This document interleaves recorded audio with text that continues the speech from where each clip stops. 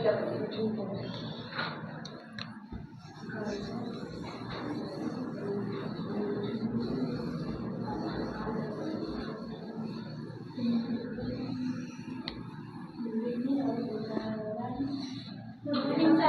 Morning.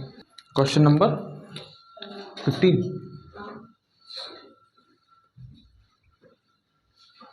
उन्होंने क्या बोला है, एक मीनार है, ठीक है। सपोज करो ये एक मीनार है, ठीक है। ये मीनार दिख रही है और मीनार की लंबाई हमें पता है क्या, छाया की लंबाई कितनी है, 28। तो यदि ये मीनार है और यहाँ आपका सन उग रहा है या लाइट पड़ रही है, कुछ भी मान लो, तो यहाँ से जब भी आपकी जो छाया पड़ेगी टेढ़ी पड़ेगी कि नहीं, तो यहाँ से टेढ़ी ऐसी पड़ेगी यहाँ तक, तो कितनी है ये 28 मीटर है। तो ये एक त्रिभुज बन गया ऐसा, इसको हम ABC नाम दे दें। और सेम एक और कंडीशन दी हुई है,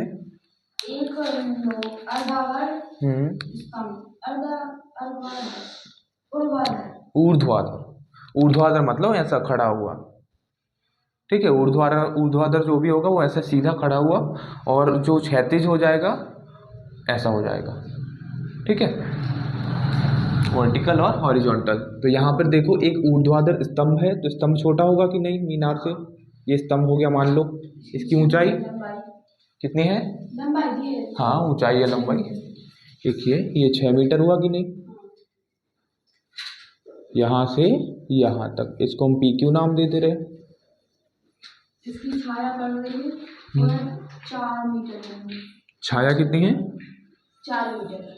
4 मीटर, ये 4 मीटर हो गई। ये देखो अभी, ठीक है।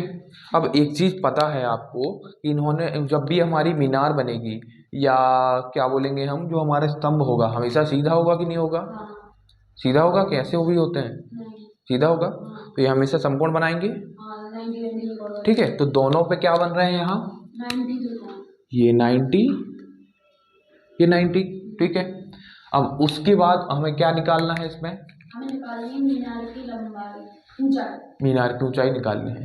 तो देखो क्वेश्चन हमसे क्या बोल रहा है, एक स्तंभ है जिसकी ऊंचाई कितनी है, 6 मीटर है, जिसकी यदि यहाँ से सन उगा हुआ है तो इस पे सेम लाइट पड़ रही होगी कि नहीं, तो यहाँ से जब इस पे लाइट पड़ रही है तो इसकी छाया कहाँ बन रही होगी, नीचे बनेगी कि नहीं। तो छाया, यहाँ छाया की लंबाई कितनी 28 मीटर आई है, और इसकी छाया की लंबाई कितनी आई है, 4 मीटर।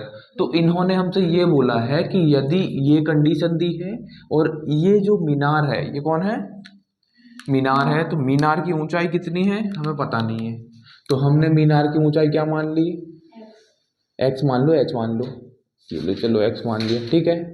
तो ये x मीटर हो जाएगा कि नहीं, तो ये मीनार की ऊंचाई क्या हो गई, x मीटर हो गई। ये है हमारी मीनार, और ये कौन हो गया, स्तंभ। स्तंभ मतलब खंबा, ठीक है। अब देखो हमें क्या पता है, यदि दो त्रिभुज यहाँ से हम समरूप बता सकते हैं कि नहीं, ये दोनों त्रिभुज समरूप होंगे या नहीं,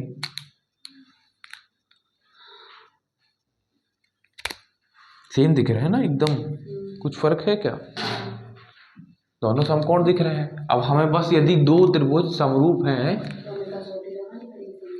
समरूपता की, और इसके अलावा इन्होंने कुछ नहीं दिया ना, ठीक है। अब यदि हम देखें कि ये जो त्रिभुज है क्या है, समरूप है, तो समरूप भुजाओं में, समरूप त्रिभुजों में क्या होता है, संगत भुजाएं समानुपाती होती हैं,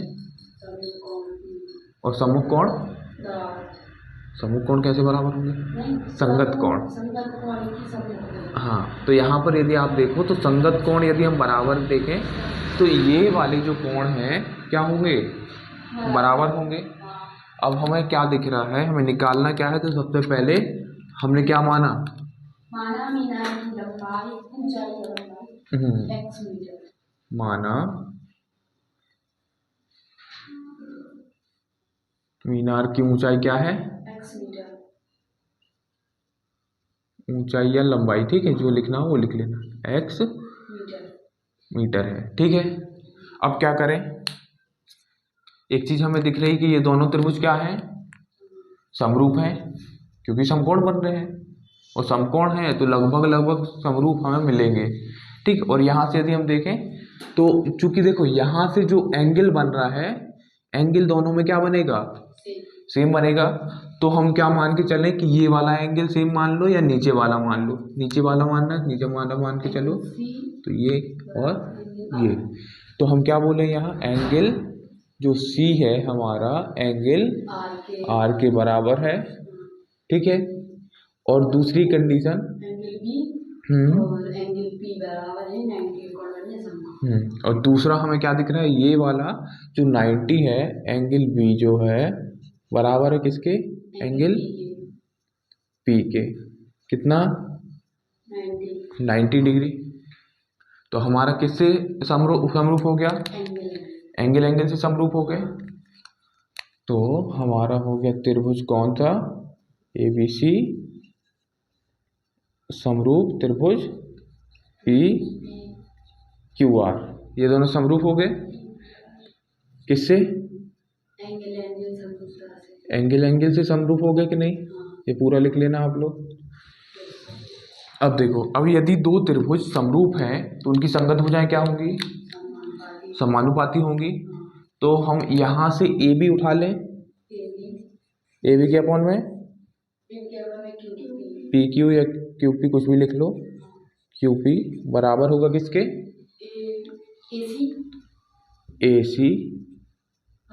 AC नहीं, हमें जो निकालना है उसको ही लेके चलो,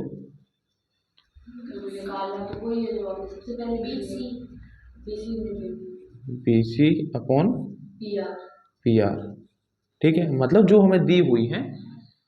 तो अब यहाँ से हम देखें तो हमें क्या मिल जाएगा, यहाँ से हमें BC मिल जाएगा और PR मिल जाएगा और QP मिल जाएगा। जिन जिन की वैल्यू है हमारे पास वो वैल्यूज यहाँ पुट कर दो।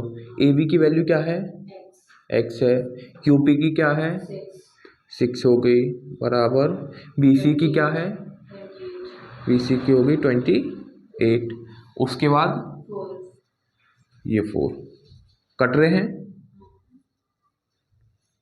4 7 जा 28, इसका मल्टीप्लाई कर दो तो ये क्या बचेगा हमारे पास, x अपॉन 6 बराबर 7 अपॉन 1, यहाँ मल्टीप्लाई करो, x इज इक्वल टू 7 6 42, इसका आंसर एक बार मैच कर लेना। अतः क्या लिखेंगे हम, अतः मीनार की ऊंचाई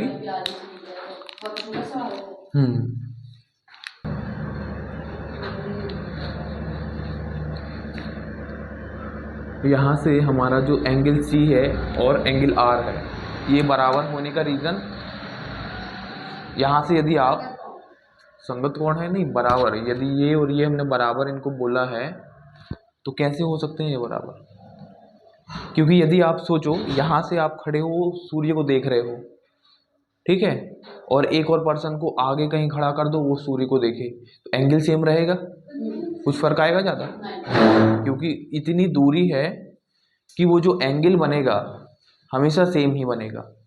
एक ही दूरी से देख रहा है, हाँ एक ही दूरी से, हाँ दूरी एक ही है और ज़्यादा डिस्टेंस नहीं है ना उनमें।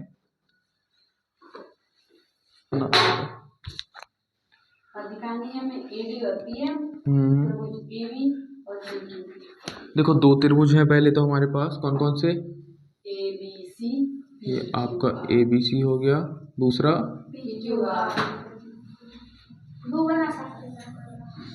दो दिए हैं ना उन्होंने, दो त्रिभुज दिए हुए हैं ABC और PQR, तो ये आपका A हुआ, ये B हुआ, ये C हुआ, ये ABC हो गया और ये हुआ PQR, ठीक है। अब उन्होंने क्या बोला है कि जो हमारे ABC और PQR दो त्रिभुज हैं इनकी माध्यिकाएं क्या हैं, AD और PM। अब माध्यिकाएं हैं तो कहाँ से खींचेंगे ये आपको पता होना चाहिए, तो इन्होंने बोला AD और PM, मतलब A से चालू हो रही है D पे खत्म हो रही है, तो A से स्टार्ट हो रही है और D पे खत्म होगी, तो BC पे ही आएगी ना, ये BC, मतलब ये और ये बराबर होगा AD और PM, तो यहाँ आ जाओ माध्यिका का मतलब क्या होता है? माध्यिका जो ऐसी लाइन जो वो सबको भुजाओं को समान भागों में बांटती है। ठीक है, माध्यिका कोई भी हो वो क्या करेगी, भुजा को दो समान भागों में डिवाइड कर देगी। तो ये आपकी दो डायग्राम बन गए कि नहीं? अब देखो करना क्या है, हमें दो त्रिभुज दिए हुए हैं जिनकी माध्यिकाएं दी हुई हैं और समरूप दिया हुआ है। जो हमारे बड़े वाले त्रिभुज दिख रहे हैं ना, ABC त्रिभुज ABC समरूप है किसके? PQR के। Question number 16। ये दोनों हमें समरूप दिए हुए हैं, माध्यिका दी हुई है। अब सिद्ध क्या करना है हमें, तो AB अपॉन PQ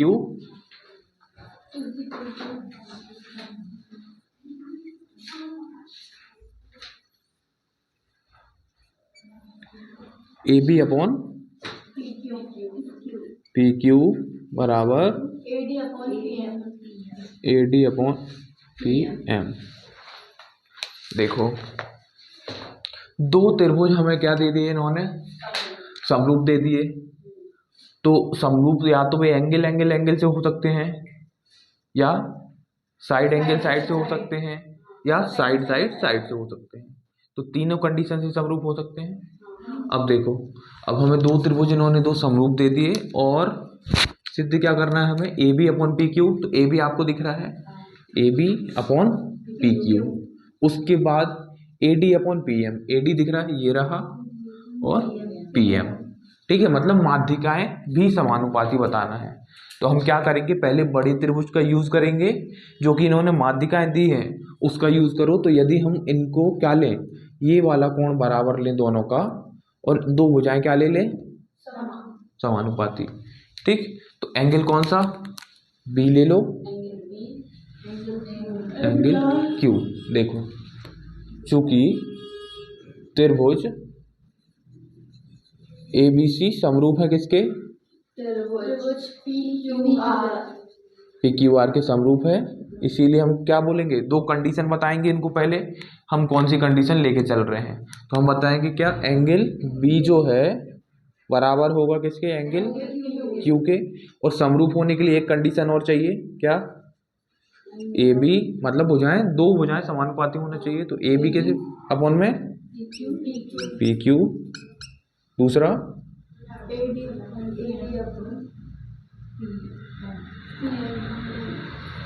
जो हमें माध्यिका दी है ना ये वाली पूरी, BC अपॉन QR। ठीक है, अब बताओ यही क्यों ली, क्योंकि देखो हमें जो चीज़ सिद्ध करनी थी उसमें हमें AB अपॉन PQ दिख रहा था कि नहीं, इसीलिए हमने AB अपॉन PQ वाली भुजा ली। और दूसरी कौन सी ली, BC अपॉन QR, क्योंकि ये माध्यिका वाली थी, क्योंकि इसका हम यूज कर सकते हैं।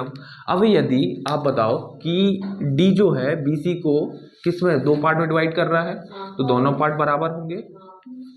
तो हम क्या बोले यहाँ पर, त्रिभुज ABC में क्या होगा, BC बराबर 2BD लिख दें, या BD इज इक्वल टू, चलो बराबर लिखते रहे, BD is equal to DC। ठीक है, और एक और त्रिभुज कौन सा बचा, PQR में QM बराबर MR।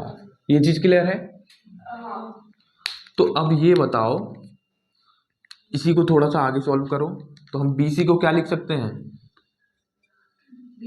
BC को BD plus DC, BD plus लिख सकते हैं, अपॉन QR। QR को क्या लिखेंगे, QM प्लस बराबर नहीं MR। ठीक है, ये चीज क्लियर है। अब देखो क्या करो,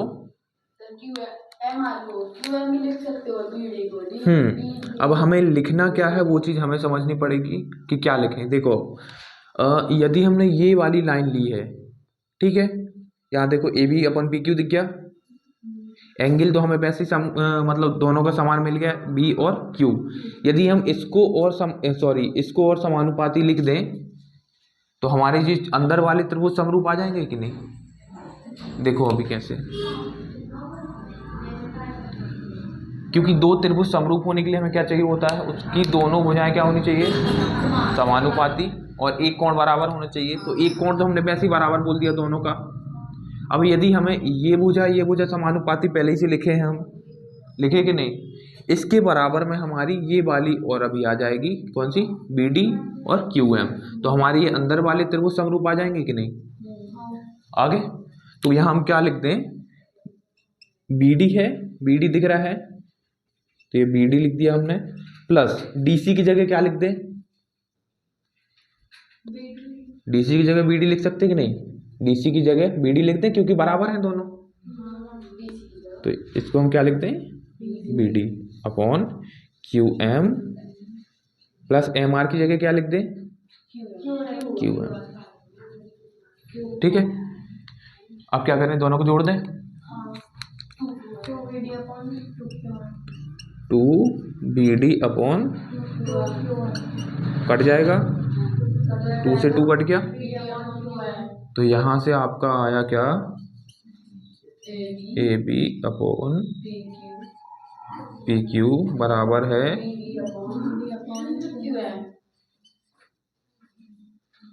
इसको एक समीकरण नाम दे दो। ठीक है, अब एक चीज देखो, आपको क्या दिख रहा है, हमारे जब भी कोई दो कोण बराबर आ जाए, सॉरी एक कोण बराबर आ जाए और दो भुजाएं समानुपाती आ जाए, तो वो दोनों त्रिभुज क्या हो जाते हैं, तो यहाँ पर आपको दिख रहा है कोण बी जो है क्यू के बराबर है, और जो भुजाएं A B upon P Q, ये वाली ए बी, ये वाली पी क्यू, अपॉन में यहाँ से आप B D upon Q M. तो आपको दिख रहा है ये अंदर वाले छोटे त्रिभुज समरूप हो गए, हो गए ना। तो यहां से हम क्या कह सकते हैं, चूंकि एंगल बी बराबर है एंगल क्यू के, और ए बी अपॉन क्या, P Q, B D upon क्या, क्यू एम, समानुपाती आ गए कि नहीं। तब हम क्या बोलेंगे, इसीलिए हमारा जो ए बी डी है, त्रिभुज ए बी डी समरूप होगा किसके,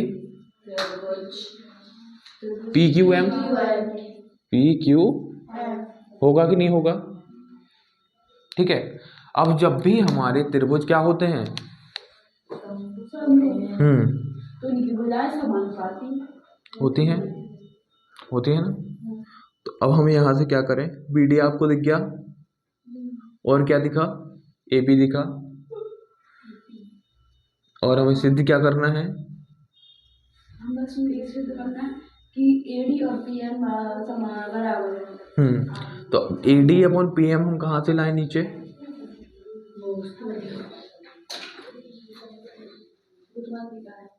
हाँ। अब जब दो त्रिभुज समरूप हैं, ठीक है, तो उनकी जो संगत भुजाओं का अनुपात होता है क्या होता है, समान होता है। तो अब जब हमारे दोनों त्रिभुज समरूप आ गए, इसका मतलब क्या है, हम ए बी अपॉन क्या, पी क्यू बराबर A D upon P M लिख सकते हैं कि नहीं, कोई दिक्कत होगी क्या इसमें, बस लिख दो।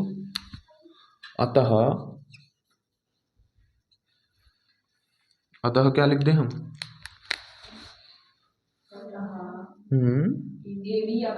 पी क्यू बराबर, हो गया सिद्ध, हाँ, A B upon P Q बराबर क्या लिखेंगे, A D upon Q M.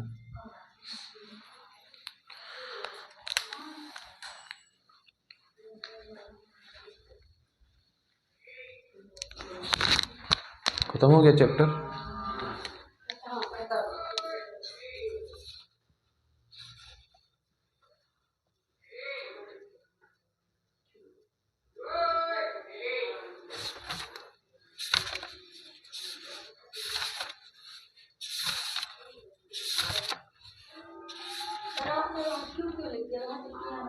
कहाँ पे,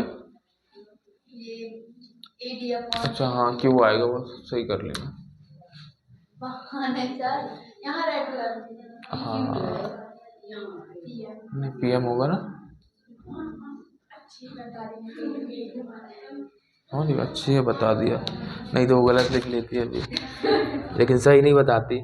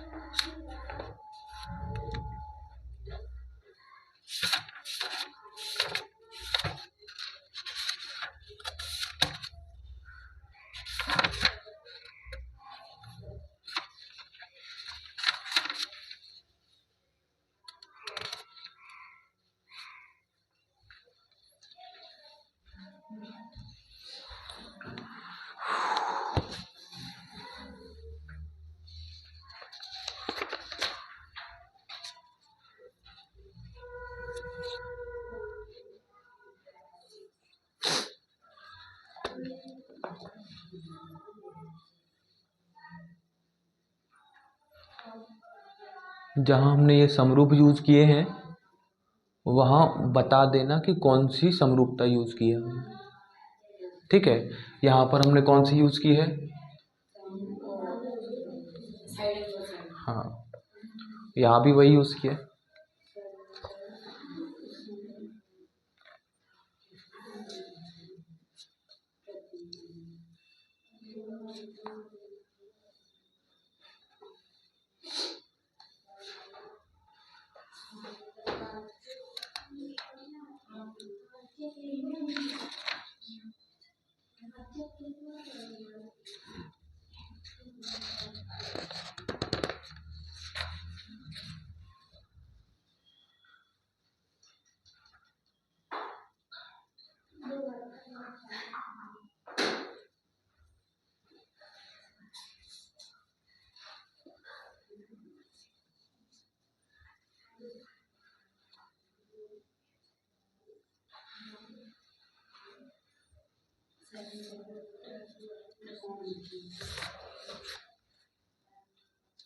ट्रिग्नोमेट्री है, इस पे निर्देशांक ज्यामिति है ना।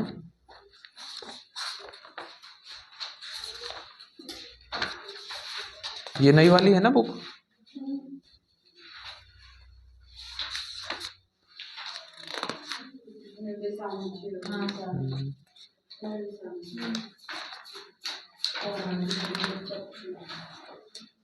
स्कूल में क्या चल रहा है अभी फिर, 8 चल रहा है,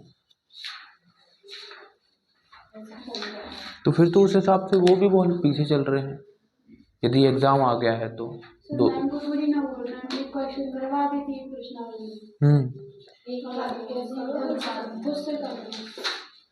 पूरे सीन में पूरे प्रश्नावली से मैं करवा देती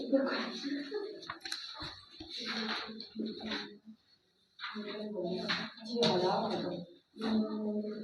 बीच की दूरी ज्यादा जी वो फॉर्मूला में अंदर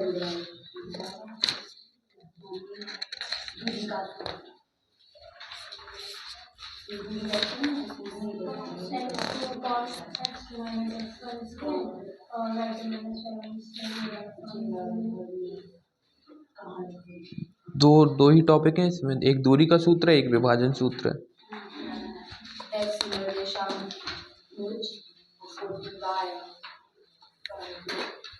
दूरी के सूत्र में आपको पाइथागोरस आनी चाहिए, बन जाएगा।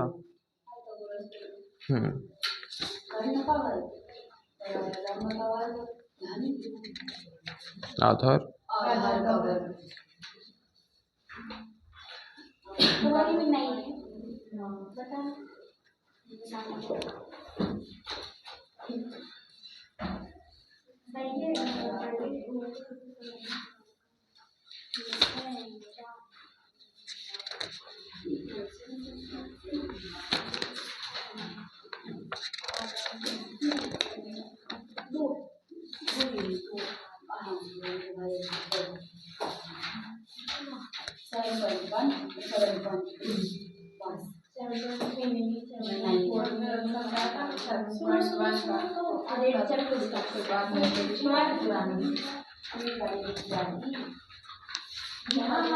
सबसे पहले हम बात कर रहे हैं निर्देशांक की। तो निर्देशांक का मतलब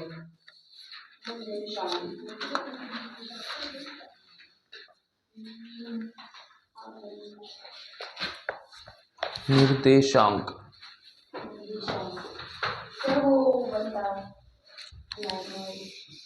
नाम से कुछ संधि विच्छेद करो उसका। ऐसे अंक जो कुछ निर्देश दे रहे हो, मतलब जैसे आपसे हम बोले लंबाई 4 मीटर, ठीक है, या हमने बोला 1 किलोमीटर, तो यदि हम ये जो बता रहे हैं ये तो कहीं भी हो सकती है। हमने किसी फिक्स जगह से तो नहीं बताई ना कि हमारे घर से आपके घर तक की दूरी 1 किलोमीटर है, ये बताया हमने तो मतलब एक किसी फिक्स जगह से बताया ना। या हमने सिर्फ 1 किलोमीटर बोला तो उससे आपको कुछ पता चल रहा है? बस इतना पता चल रहा है कि 1 किलोमीटर क्या है, एक लंबाई होगी, क्योंकि उसमें किलोमीटर लगा है कि नहीं है। तो किलोमीटर से आपको सिर्फ क्या पता चल रहा है? लंबाई। और किलोमीटर की जगह हम किलोग्राम लगा दे तो वजन पता चल रहा है।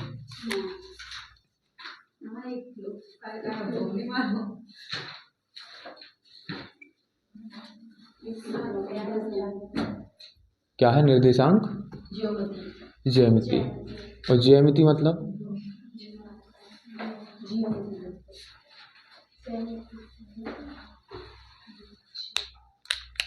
ज्यामिति मतलब कोई भी जो आकार रचनाएं बनती है ना, समकोण हो गया, आयत हो गया, ये क्या कहलाती है? ज्यामिति कहलाती है। ठीक है, अब देखो निर्देशांक को यदि हम देखें तो ये 2 पार्ट में टूटेगा। एक निर्देश प्लस अंक। तो ऐसे अंक जो किसी मतलब जो किसी चीज का निर्देश दे रहा हूं, मतलब कोई भी जगह है वो फिक्स जगह बताएगा ये। जैसे कि जो मैप वगैरह होते हैं, आपने मोबाइल में मैप देखा है, तो मैप में आप किसी को अपनी लोकेशन भेज रहे हैं तो वो लोकेशन कैसी होती है पता है? 2 वर्ड में होती है। वर्ड मतलब जैसे आपको एक ग्राफ बनाए हम, ये ग्राफ दिख रहा है, तो निर्देशांक यहाँ यूज होते हैं। एक ग्राफ में हमेशा क्या होता है, एक सेंटर पॉइंट होता है जो कि क्या है, ये आपका 0 हो गया, ठीक है, ये ही रेफरेंस हो गया। इसी के आधार पर हम सारी दूरियां नापते हैं। कैसे? जैसे हमने बोला कि एक पॉइंट ये है, ठीक है, और एक पॉइंट यहाँ कहीं होगा, तो दोनों एक एक्स अक्ष पे हैं। ये आपका कौन सा अक्ष हुआ? और ये नीचे वाला, और यहाँ ये चीज क्लियर है। अब देखो यहां से जब आप राइट साइड पे जाते हो तो एक्स पे वाई की वैल्यू क्या होती है?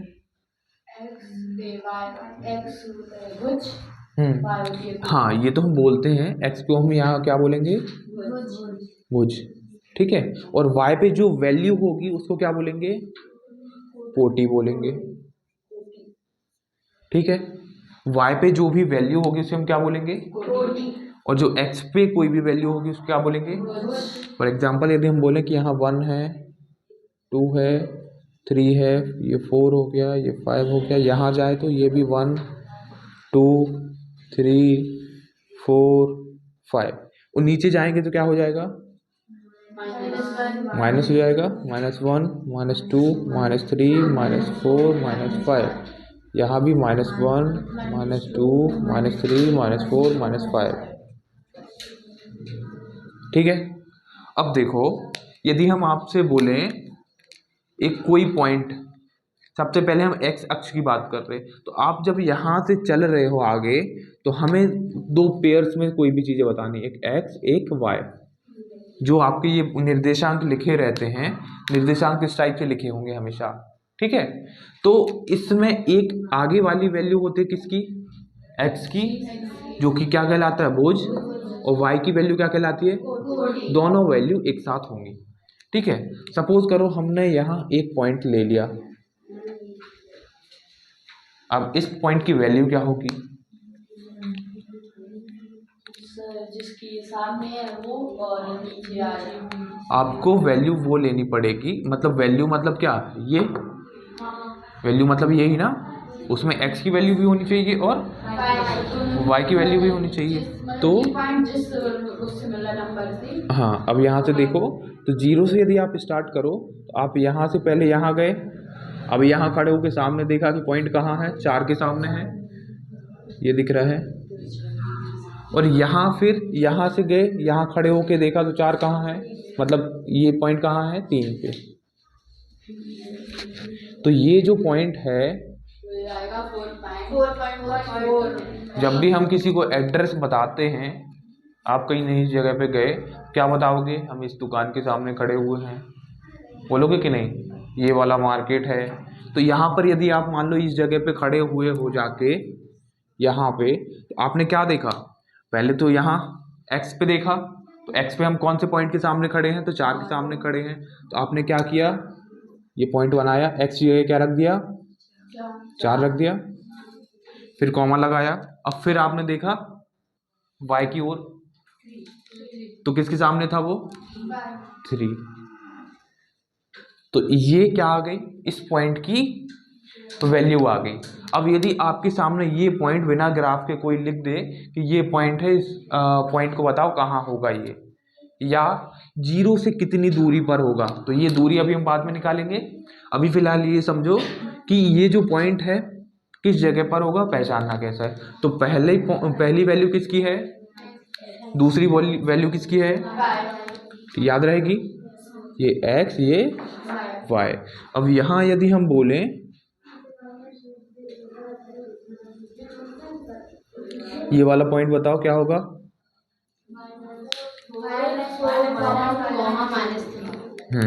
तो पहले x की वैल्यू आएगी, तो x की वैल्यू -4 -3, ठीक है। और इस पॉइंट का कुछ नाम होगा, तो यहाँ हम p नाम दे रहे, तो p ब्रैकेट में उसकी वैल्यू आ गई, ठीक है। अब यहाँ पर आते हैं, तो एक पॉइंट हमने ले लिया, तो बताओ ये पॉइंट क्या होगा? तो सबसे पहले x की वैल्यू, x क्या है हमारे पास? +5, और y क्या है? -4 है ना। ये आपका एक पॉइंट आ गया, ठीक है। ऐसे आपकी सारी वैल्यूज आएंगी। अब देखो ये यहाँ एक और देख ले रहे, ये हमने यहाँ बना दिया,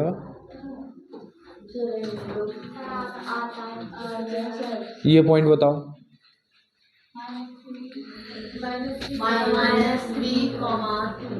-3,2। अब क्या निकालना है हमें? दूरी। अब दूरी की बात करते हैं। दूरी क्या है किसी भी पॉइंट की, कहाँ से दूरी?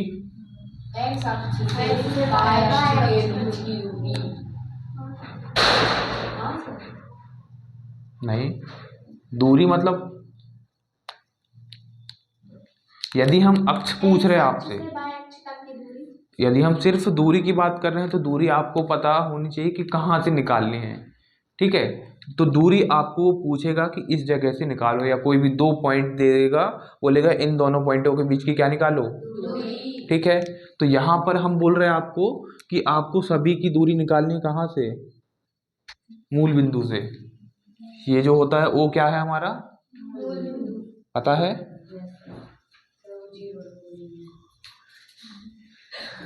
ठीक है, 0,0 होता है जो कि। अब हमें क्या निकालना है? दूरियां निकालनी है। तो दूरी निकालने के लिए हम क्या करते हैं?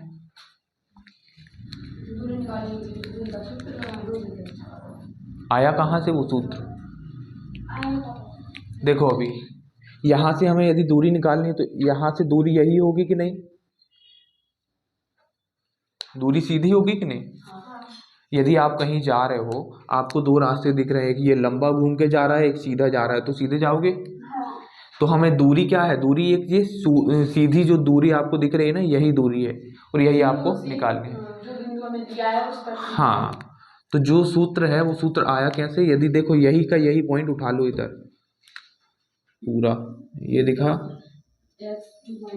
ऐसे ही बना हुआ है, तो यहाँ पर जो पॉइंट है वो क्या है 0,0, इसको हम नाम दे दे रहे ओ, इसको हम नाम दे दे रहे ए, और इसको नाम दे दे रहे बी।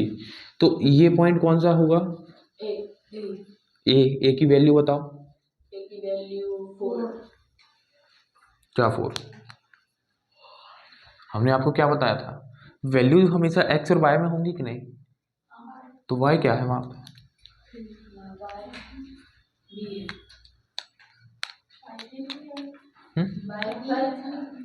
वो 3 तो ऊपर है, नीचे थोड़ी 3 है, सर 4 बोला हमने, तो 4 चलो ठीक है, 4 आपने बोला, ये 4 दिख रहा है, 4 किसकी वैल्यू है, ये एक्स है ना, एक्स की वैल्यू 4 हो गई, वाई की वैल्यू बताओ, 3 तो ऊपर है,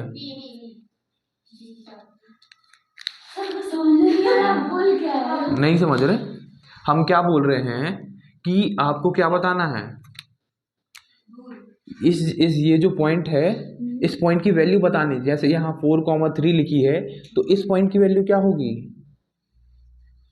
एक x और एक y चाहिए ना हमें, x आपने बता दिया 4 है, y क्या है,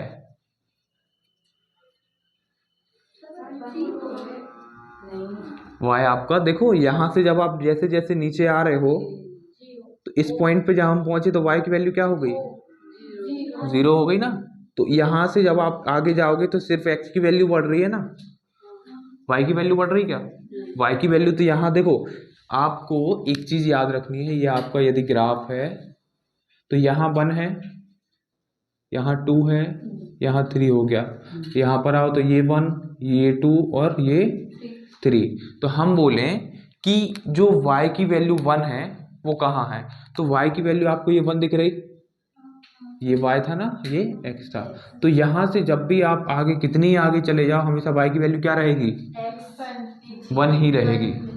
यहाँ से जब भी आप आगे जा रहे हो तो देखो यहाँ से आप आगे जा रहे हो तो y की वैल्यू ऐसे में थोड़ी बढ़ती, y की वैल्यू ऐसे में बढ़ती है, जब ऐसे जाते हैं तो x की वैल्यू बढ़ती है ना, तो जैसे ही आप यहाँ आगे जाओगे तो यहाँ देखो y की वैल्यू कितनी है, 1 है, यहाँ क्या होगी, यहाँ भी 1 होगी, यहाँ भी 1 होगी, यहाँ भी 1 होगी, सिर्फ क्या कौन की वैल्यू बदल रही है, देखो 1 2 3 x की, तो इस पॉइंट को हम यदि नाम दें तो क्या दें, देखो x की वैल्यू 1, फिर किसकी वैल्यू लिखते हैं, y की वैल्यू 1, और आगे गए हम तो यहाँ पर पहुंचे तो यहाँ पर x की वैल्यू कितनी है, y की वैल्यू,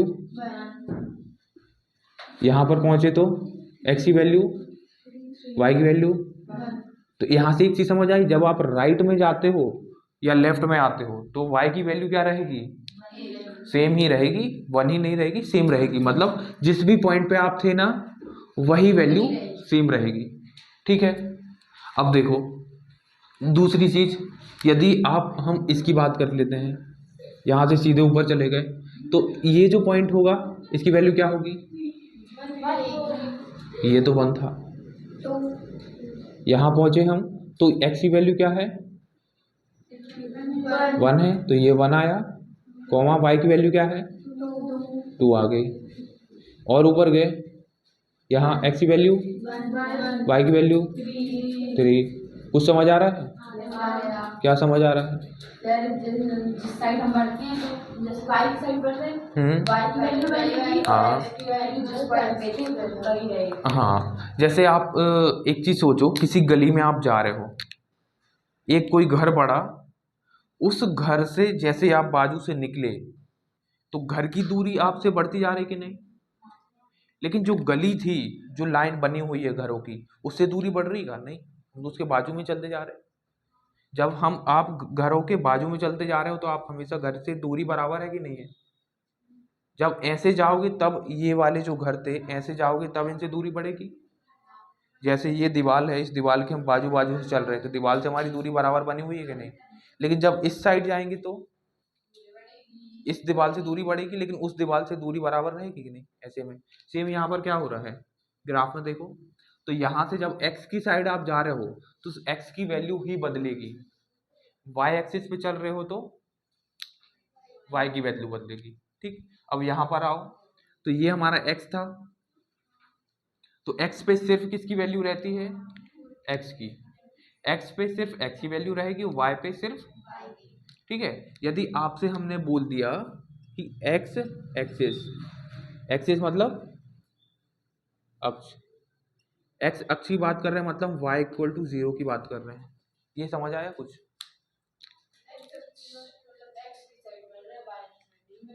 हाँ, यदि हम हाँ x अक्ष की बात कर रहे हैं तो हमेशा उस पर सिर्फ x की वैल्यू रहेगी, y 0 रहेगा। अब यहाँ आओ, देखो 0 से हम आगे गए, 4 पे पहुंचे, तो 4 पे हम जब पहुंचे तो ये देखो 0 वाली लाइन पे ही गए ना हम, तो मतलब 0 वाली लाइन पे यहाँ पर क्या होता है, 0,0 होता है कि नहीं, मूल बिंदु जो है वो क्या होता है, 0,0। अब मूल बिंदु से ही हम सिर्फ एक साइड चले गए, ऊपर नहीं गए, सिर्फ एक साइड गए, तो यहाँ पर x की वैल्यू क्या थी, 0, y की वैल्यू 0, तो यहाँ से जब हम इस साइड गए तो 4 पर पहुंचे, तो x की वैल्यू बदल गई, 4 आ गई, लेकिन y की वैल्यू तो वही रहेगी, तो यहाँ पर क्या आ जाएगा आपका, ठीक।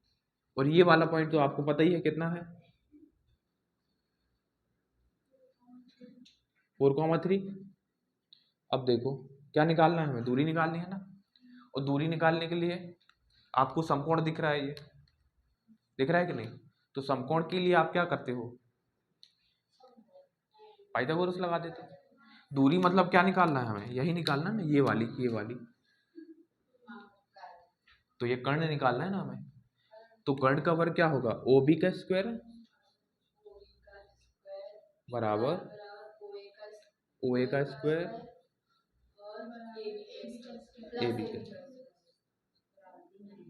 ये हुआ, दिख रहा है। अब हमें चाहिए क्या, इनकी लंबाई चाहिए, ठीक है, तो यहां से आपको लंबाई निकालोगे कैसे,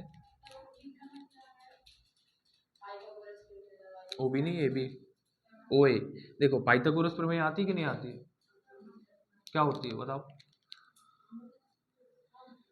पाइथागोरस प्रमेय क्या कहती है कि किसी समकोण त्रिभुज में कर्ण का जो वर्ग होता है, ये वाला कर्ण होता है, कर्ण का वर्ग आधार के वर्ग और लंब के वर्ग के योग के बराबर होता है। हमने क्या लिखा, OB लिखा, OB मतलब कर्ण हुआ, कर्ण का वर्ग बराबर क्या हुआ, OA आधार का वर्ग प्लस AB लंब का वर्ग, ठीक है। अब देखो हमें क्या चाहिए, OB की वैल्यू चाहिए, ठीक है, तो OB की वैल्यू चाहिए, तो हमें पहले तो इसकी वैल्यू चाहिए, तो इसकी वैल्यू कितनी दिख रही है, 0 दिख रही है, सॉरी, हाँ सीधी सीधी 4 दिख रही है ना हमें, ठीक। अब एक चीज यहाँ पर देखो, जब भी हमें दो बिंदुओं के बीच की दूरी निकालनी है, क्या निकालनी है,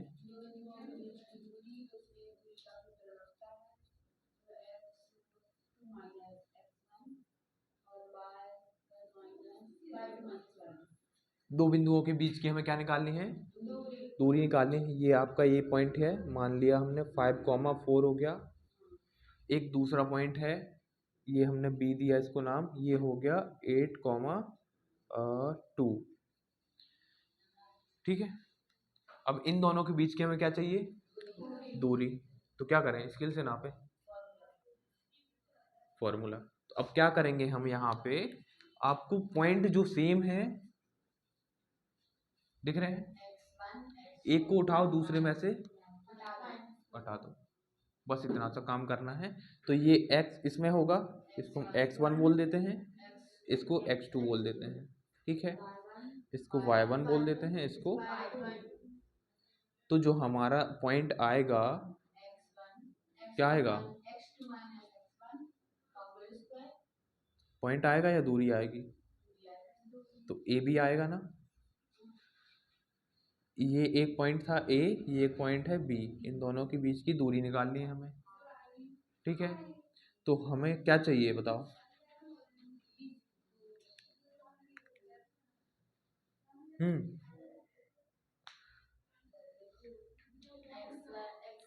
यदि देखो इधर देखो, इन दोनों के बीच की हमें क्या निकालनी है, दूरी निकालनी है, तो दूरी निकालने के लिए हम करते क्या है, वही है, देखो ओ बी का स्क्वायर है, और दूरी का जो सूत्र है दोनों एक ही है। कैसे? ए बी का स्क्वायर मतलब क्या, लंब मतलब कर्ण हो गया। उसके बाद हम क्या करेंगे, वहां पर क्या दिख रहा है, ओ ए का स्क्वायर प्लस ए बी का स्क्वायर, दोनों साथ में दिख रहे हैं। और यहाँ हमने क्या किया, उनको पहले ही घटा लिया। जो दूरी का सूत्र है उसमें हम क्या करते हैं, x1 माइनस x2 का स्क्वायर प्लस y1 माइनस, यही होता है। ये आपका दूरी का सूत्र है, यहाँ स्क्वायर नहीं रहेगा तब अंडर रूट आएगा। ठीक है, स्क्वायर जब उस साइड जाएगा तो क्या हो जाएगा, अब देखो x1 की कितनी है, माइनस x2 की कितनी है, कुछ फर्क पड़ेगा, देखो इधर नहीं, स्क्वायर लगा है ना, जब भी किसी के ऊपर स्क्वायर लगा हो तो वो हमेशा प्लस आएगा कि नहीं आएगा। कुछ भी कर सकते हो, x1 माइनस x2 कर दो या x2 माइनस x1 कर दो, आंसर आपका हमेशा सेम आएगा। क्योंकि आप देखो 2 माइनस 4 निकालो और उसका स्क्वायर निकालो, कितना आएगा, -2 का स्क्वायर आएगा, और -2 का स्क्वायर प्लस 4 होगा कि नहीं, और निकालो फिर क्या, 4 माइनस 2 का स्क्वायर, तो 2 का स्क्वायर आएगा, वो भी सेम आया कि नहीं। तो हमेशा सेम आएगा, x1 माइनस x2 करो या y1 मतलब उल्टा कर दो उसका। ठीक है, गुड मॉर्निंग, आगे बढ़े। 5 माइनस 8 कर दें और उसका स्क्वायर कर दो, प्लस 4 माइनस 2 कर दो और उसका स्क्वायर कर दो। तो ये कितना बचा, -3 का स्क्वायर प्लस, और ये आपका क्या हो गया,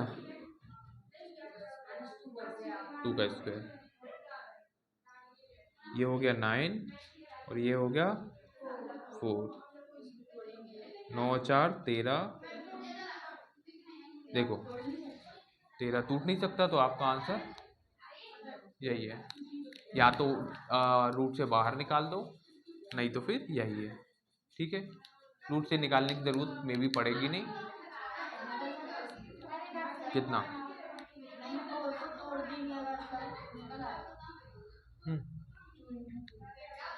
नहीं बोल रही देखो, हाँ तो बताओ, यहाँ से 3 का स्क्वायर क्या होता है, 3 का स्क्वायर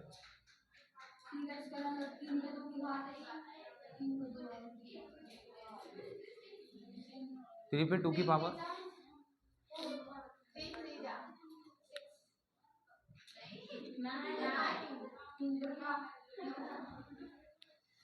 जब हम 3 का 3 में मल्टीप्लाई करेंगे तो क्या आएगा, 2 का 2 में करेंगे तो कितना आया, 13 आया, इसीलिए आंसर आपको ये आया। हाँ आप बताओ क्या, हाँ हाँ देखो इधर आओ, इधर आओ, इधर क्या दिखा हमारे पास, 9 और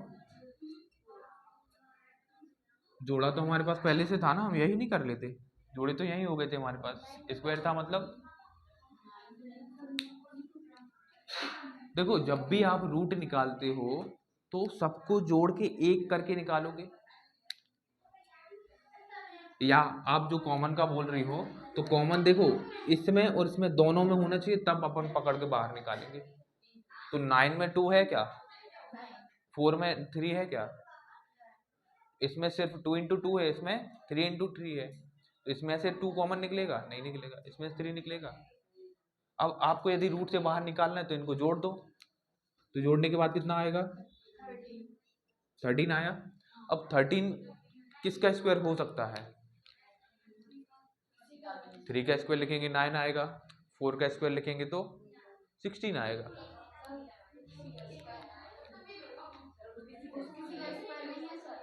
वो होगा किसका, जब हम पॉइंट वाले नंबर लिखेंगे उनका। रूट निकालना आता है, रूट से बाहर निकालना आता है। जैसे मान लो हम 25 लिख दें, 25 तो आता होगा, 25 को कैसे बाहर निकालेंगे, 5 इंटू 5 मतलब 5 बाहर आ जाएगा। 16 यदि लिख दिया तो 4 इंटू 4 मतलब 4 बाहर आ गया, ठीक है। और यदि हम 20 लिख दें,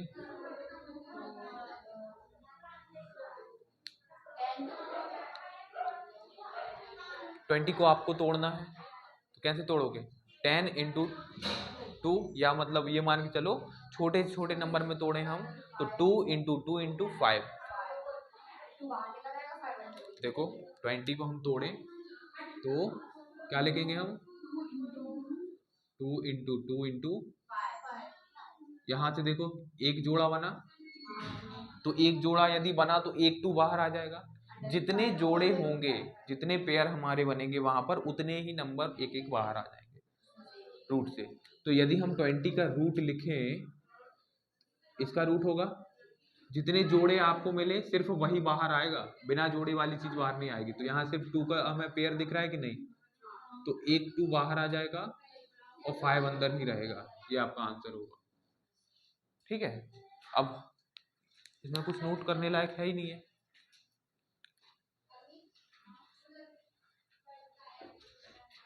दूरी का सूत्र बुक में मिल ही जाएगा आपको।